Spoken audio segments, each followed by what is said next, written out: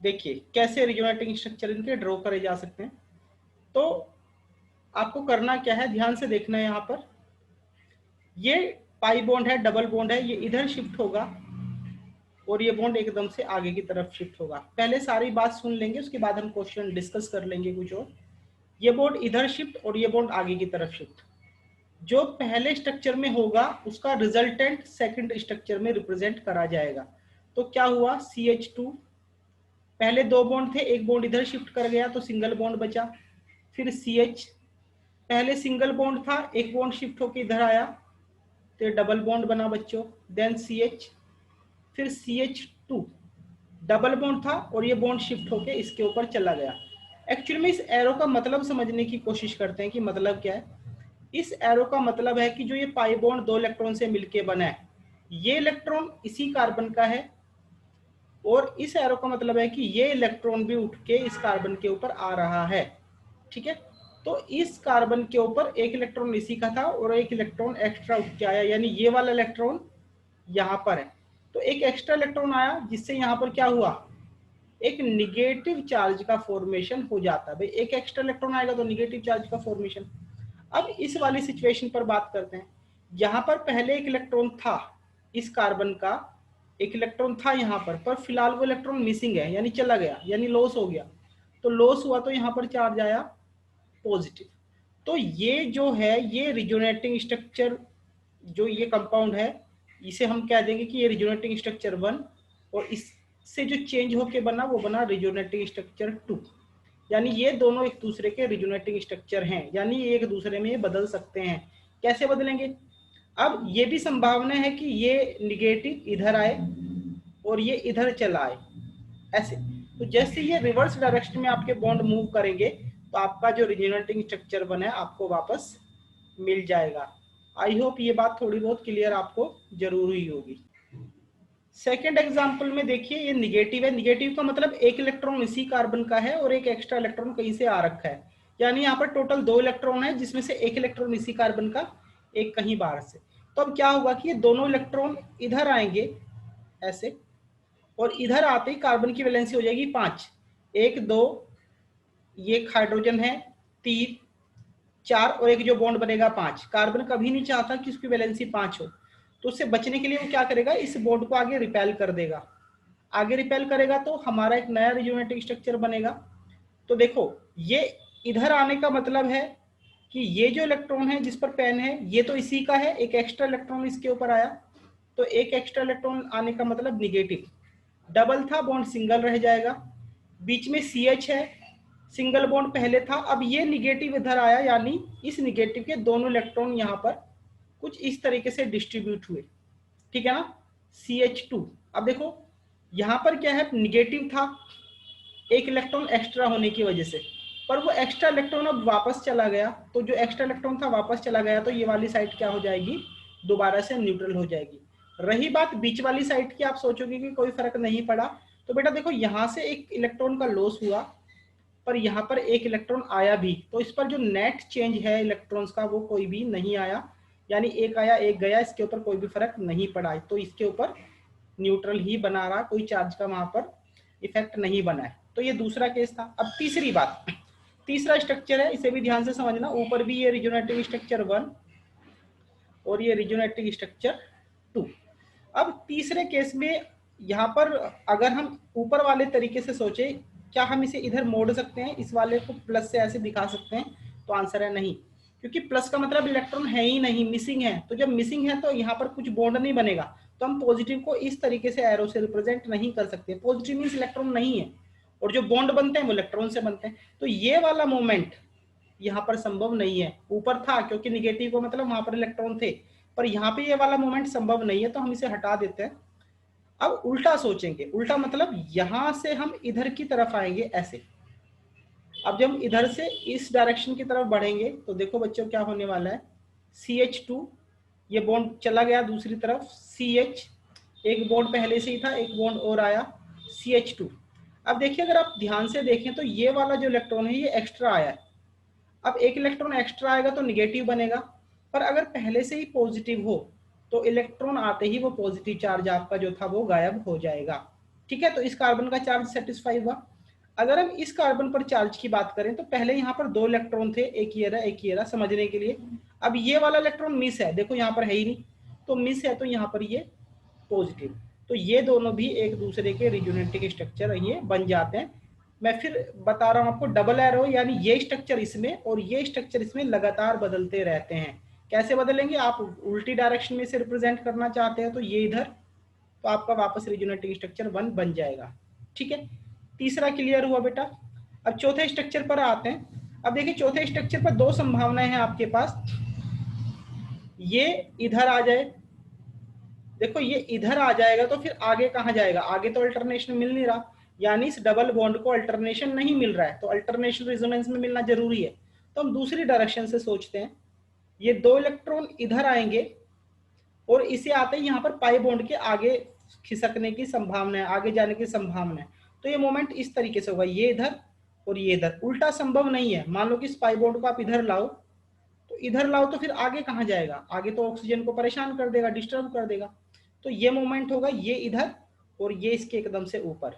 तो देखो क्या फर्क पड़ेगा, CH2 ये इलेक्ट्रॉन इसी कार्बन का है और ये एक एक्स्ट्रा इलेक्ट्रॉन इसके ऊपर उठ के आएगा, तो एक एक्स्ट्रा इलेक्ट्रॉन आएगा तो निगेटिव, डबल का सिंगल बन जाएगा CH। अब देखो ध्यान से, एक बॉन्ड पहले से ही था, एक और बना, यानी जो ये बॉन्ड बना ये दोनों इन इलेक्ट्रॉन ने बनाया है। ये जो बॉन्ड बना है ये दोनों इलेक्ट्रॉन ये रहे, इन दोनों इलेक्ट्रॉन ने ये बॉन्ड बना लिया। ऑक्सीजन नीचे वाला lone pair as it is, ऊपर वाला हाइड्रोजन यहीं पर। अब इस लोन पेयर को देखते हैं कैसे हुआ। ये दोनों इलेक्ट्रॉन पहले ऑक्सीजन के थे, पर अगर इस स्ट्रक्चर में हम देखें, अब ऑक्सीजन के पास ये एक ही इलेक्ट्रॉन है, एक आगे की तरफ शिफ्ट हो गया है, यानी एक का ऑक्सीजन ने लॉस कर दिया है, तो एक का लॉस कर दिया तो चार्ज पॉजिटिव। तो ये बात ध्यान रखनी चाहिए। यहाँ पर एक छोटा सा नोट बेटा मैं डाल देता हूं, charged resonating structure are always less stable than neutral resonating structure। जो चार्ज स्ट्रक्चर होते हैं वो न्यूट्रल से हमेशा अनस्टेबल होते हैं। फॉर एग्जांपल अगर मैं एक नंबर में आ जाऊं और एक नंबर में मैं ये जानने की कोशिश करूं कि एक में और 2 में कौन स्टेबल है, तो बेटा ये वाला स्ट्रक्चर स्टेबल है। कारण क्या है, क्योंकि इसके ऊपर चार्ज नहीं है। यहाँ पर चार्ज आए हैं, तो चार्ज आते ही वो रिएक्टिविटी के टुवर्ड्स ज्यादा रिएक्टिव हो जाते हैं, तो ज्यादा रिएक्टिव हो जाए तो अनस्टेबल। एक्चुअली में किसी रिएक्टेंट से नए नए प्रोडक्ट बनते हैं तो उनके लिए बहुत बार रेस्पॉन्सिबल होते हैं आपके रिजोनेटिंग स्ट्रक्चर। रिजोनेटिंग स्ट्रक्चर बनने से होता क्या है कि एक स्टेबल कंपाउंड अनस्टेबल में कंपाउंड कन्वर्ट हो जाता है, चार्ज उसके ऊपर आ जाता है, फिर वो फर्दर आसानी से रिएक्शंस दे पाता है। अब बेटा जैसे लास्ट है, ये जो पहले वाला स्ट्रक्चर है ये न्यूट्रल है, और इसका जो रिजोनेटिंग स्ट्रक्चर बना वो क्या है, चार्ज है। वो क्या है बेटा, चार्ज है। तो ये दूसरा जो बना ये अनस्टेबल है, और पहले वाला जो स्ट्रक्चर है वो स्टेबल है।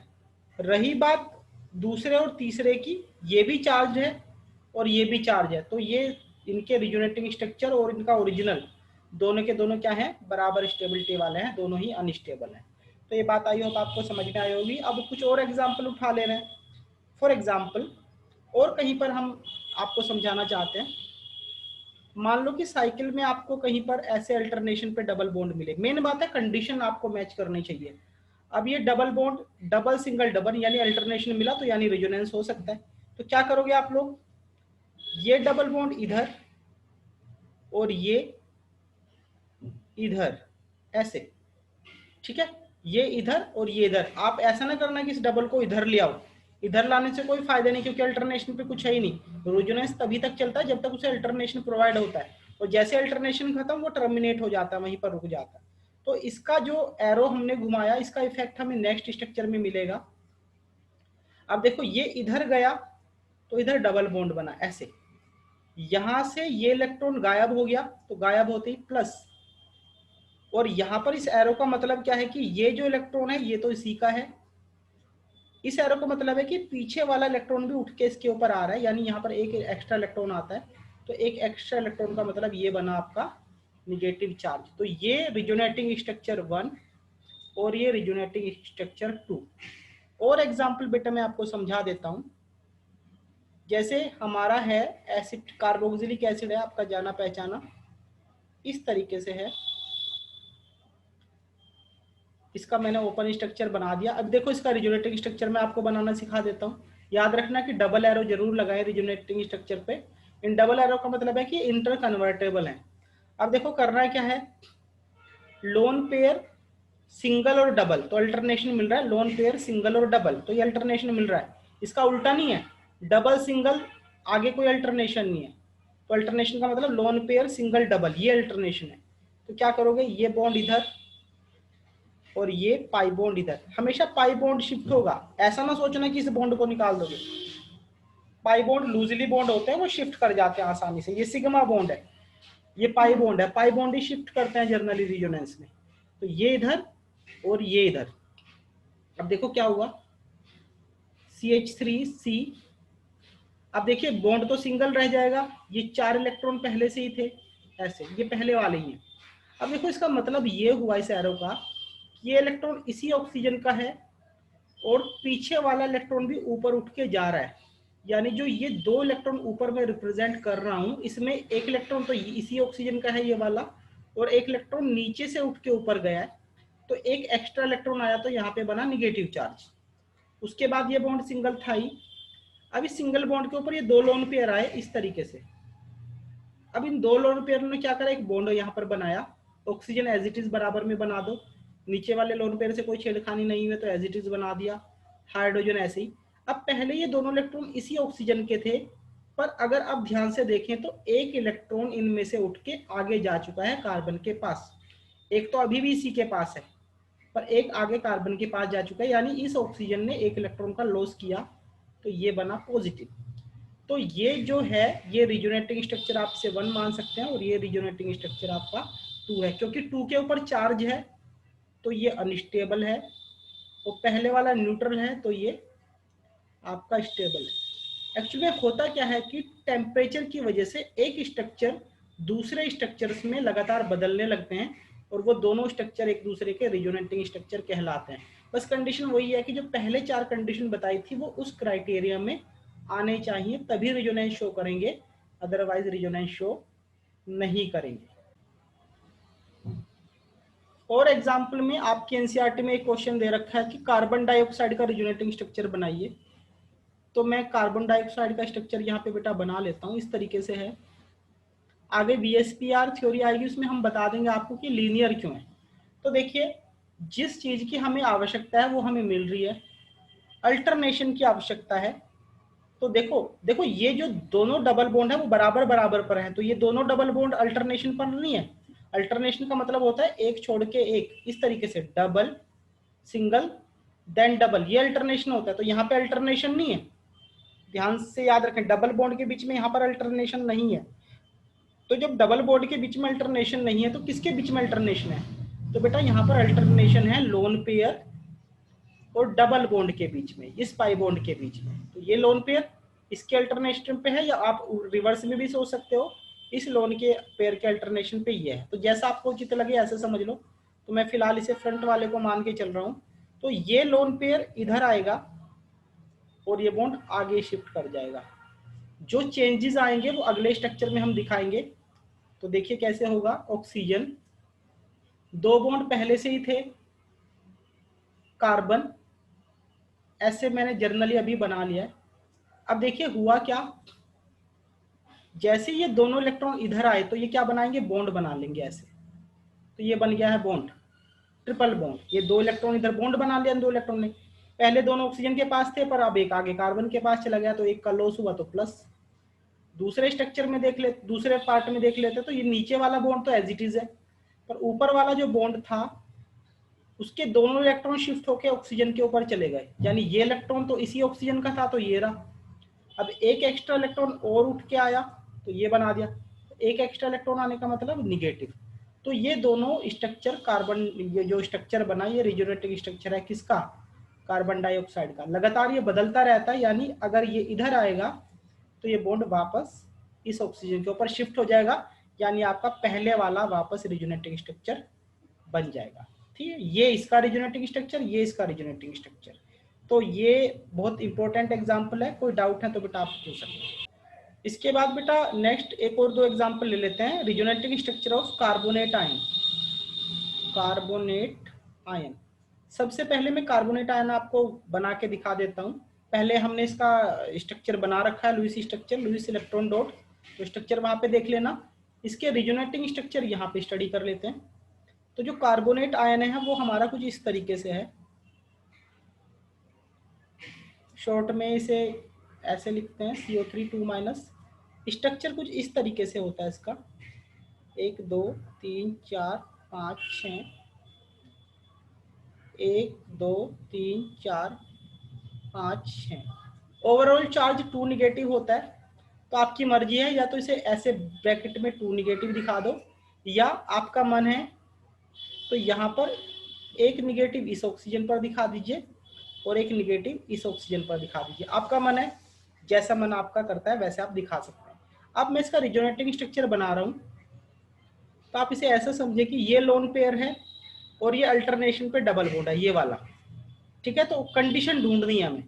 तो ये इधर आएगा। अब देखो ये इधर नहीं जाएगा, कभी सोचो इधर चला जाए, इधर इसलिए नहीं जाएगा क्योंकि बेटा इधर तो अल्टरनेशन नहीं है। अल्टरनेशन कहाँ है? ऊपर की तरफ। तो ऊपर की तरफ शिफ्टिंग होगी ऐसे।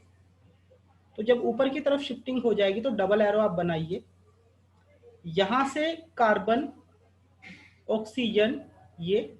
अब देखो ध्यान से आप देखिए कि ये जो 2 इलेक्ट्रॉन है हमारी, ये इस एरो का मतलब है कि ये ऊपर चला गया, ये इलेक्ट्रॉन इसी का है, ये रहा। और ये नीचे से एक इलेक्ट्रॉन आया बेटा हमारा, ये नीचे से एक इलेक्ट्रॉन ऊपर चला गया, तो एक एक्स्ट्रा इलेक्ट्रॉन आया। इन 2 इलेक्ट्रॉन में एक तो ऑक्सीजन का, ये कार्बन से ऊपर आया, तो ये निगेटिव बना।